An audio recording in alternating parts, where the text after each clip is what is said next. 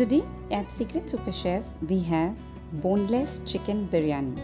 A simple and easy recipe which always gives excellent results. So do try this recipe. Let's begin with the recipe. I have taken 1 kg boneless chicken thighs, marinated it with ginger garlic paste, salt and green chilies for 2 hours. Let's prepare our rice. In a pot, fill water, add salt, 2 bay leaves and let it boil. Once the water is boiled, let's add our rice. This is 600 grams of basmati rice soaked for 1 hour. Cook the rice till it's half done. We do not want fully cooked rice here, so be very careful at this step. It's just half cooked rice. Let's keep our whole dry spices ready. For exact measurements, please refer the description box. My secret ingredient, dried plums or aloo bukhara, 10 to 12 pieces. We'll also need some golden fried onions. Here I have 1 cup fried brown onions.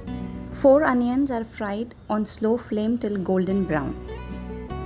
Heat 4 tablespoons oil in a pot and add the marinated chicken. Saute the chicken on high flame for 7 to 10 minutes or till they change their color. Add salt as per taste. Add 1 tablespoon red chili powder, half teaspoon turmeric powder, 1 tablespoon coriander powder. Add 1 teaspoon roughly crushed whole coriander, 1 teaspoon cumin powder. Mix everything together. Let's add the whole spices now. Add the zeera and the shazira. Also add the cardamom, cinnamon, the cloves and the peppers. Add 1 teaspoon garam masala powder. I'm going to add 4 tomatoes which are crushed completely. Give a quick stir. Add the plums or the aloo bukhara. Plums act as tenderizer. Take a brown onions, that is the golden brown biresta.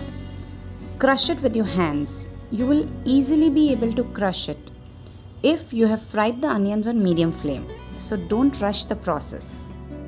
Add the crushed onions into the chicken gravy. Sprinkle handful of coriander leaves. You can also add some fresh mint leaves here. Remove the semi-done gravy into a pot and now let's layer our biryani. In the same pan, add 2 tablespoons pure ghee. Let it melt. Add half of the rice and even it out. Transfer the chicken gravy over the rice layer. Spread it evenly. Layer the remaining rice on top. In 2 tablespoons warm milk, I've soaked few saffron strands. Pour this saffron milk on top of the rice. Make sure to spread it all over the rice. Cover the pot and let's cook the biryani for 1 hour on very slow flame. After an hour, sprinkle some water on the biryani pot. If it bubbles, that means your biryani is ready. Look at this amazing biryani. The chicken is completely cooked. It's nice and succulent. Slow cooked biryani always tastes better.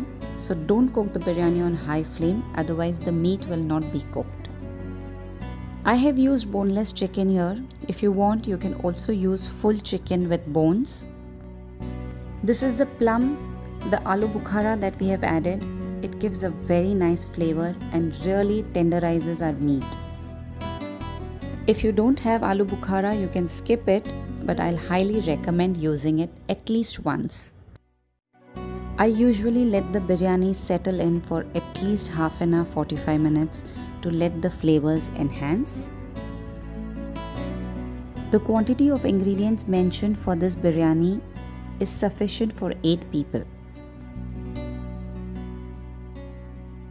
Transfer the biryani into your serving dish and serve it warm. You can have the biryani with some raita, but this biryani is very flavorful, does not need any condiments as such. Just before serving, sprinkle some brown onions and some greens, some fresh mint and coriander.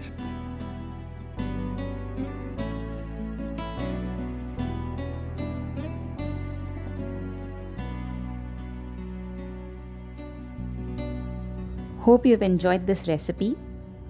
If you like our recipes, do subscribe to our channel. Thank you.